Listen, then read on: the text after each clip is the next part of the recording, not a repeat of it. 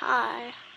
As you might know, or maybe not, depending on how involved you've been in the past week or so, today in the land of Nerdfighteria, it is Esther Day, which is the day when we tell the people that in our lives that we love them.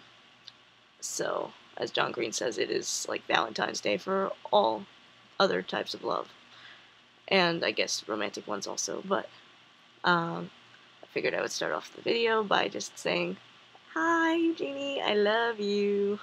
And I'm very happy that we're keeping in touch this way, even though it's a very strange way to keep in touch, I think, because it really does only give you very limited snapshots of the other person's life. I guess all kinds of communication will only give you limited snapshots, and this one just, I've been feeling lately that it's very extremely limited because of just it captures strictly what is on screen and nothing else. And it gives you the false illusion of, well, illusions are by nature false, so that was redundant. It gives you the illusion that what you're seeing is real, because it is real, and it's very... I'm not making any sense. But it just seems more real than other forms of communication because of the visual and the audio and all the senses involved, aside from, like, smell and taste and touch, which is only 2 senses. Whatever. You know what I'm trying to say. It seems very real, but the truth is that there is a lot being left out and cropped out by the camera.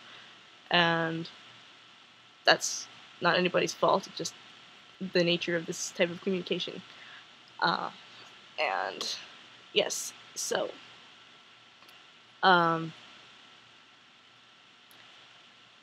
glad you liked my video about writing and stuff, and I thought that it was interesting that you don't think that you're going to learn anything valuable from any of your teachers, whereas I don't think I could ever be a teacher, because you have to, I don't know, you have to know stuff, you have to know general stuff, and I can look at a story and kind of tell you what I like and what I don't, and critique it and make constructive criticism, but I don't know if I could ever tell anybody how to just start writing and what to write about. And yeah, all I know is just,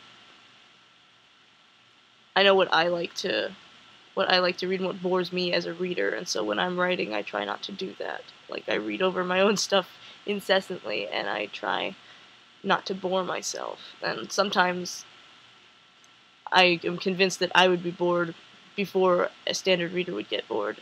So I have things that are a little bit rushed, and then I have to go back and I have to flesh them out and slow things down. But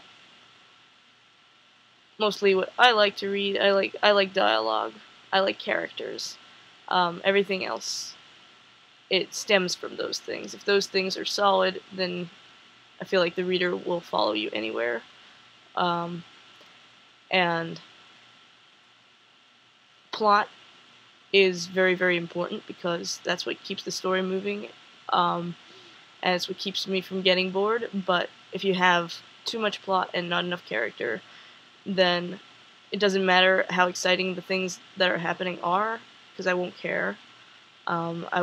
There have to be consequences for characters that I care about, because if there are consequences and there are people dying, but I don't care about anybody who's dying, then it doesn't matter at all.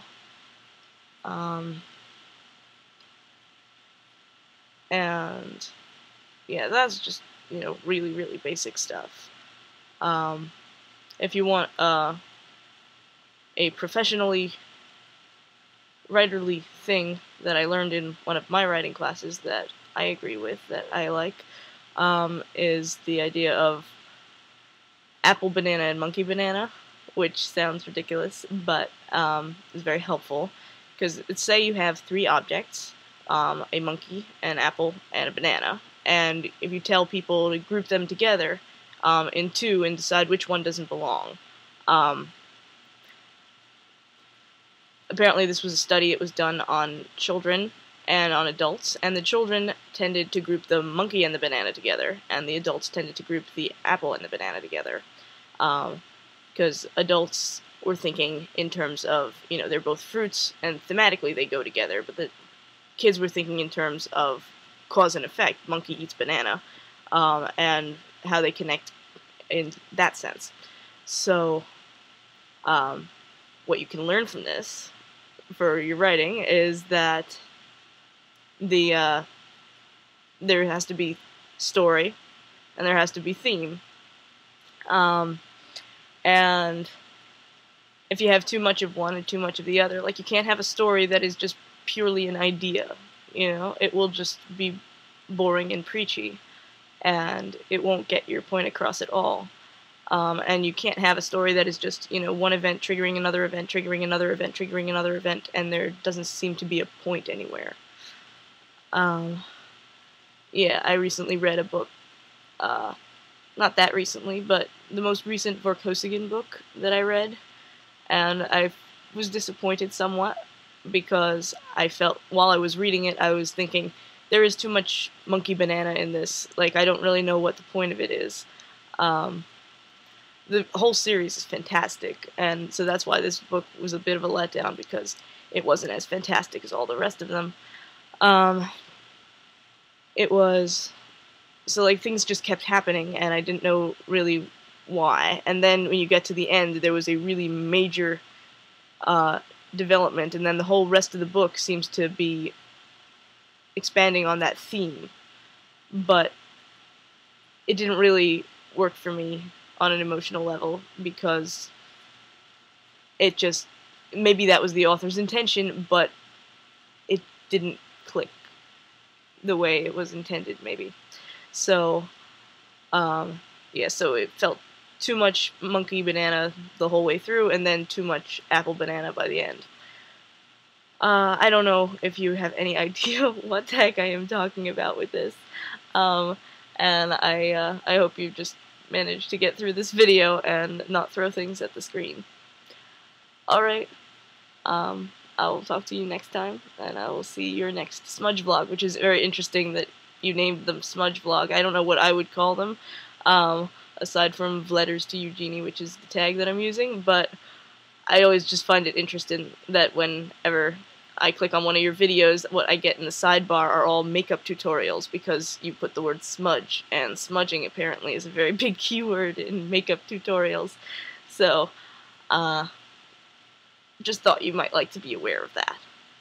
I will see you on the internet, and have a great weekend. Bye. Happy Esther Day.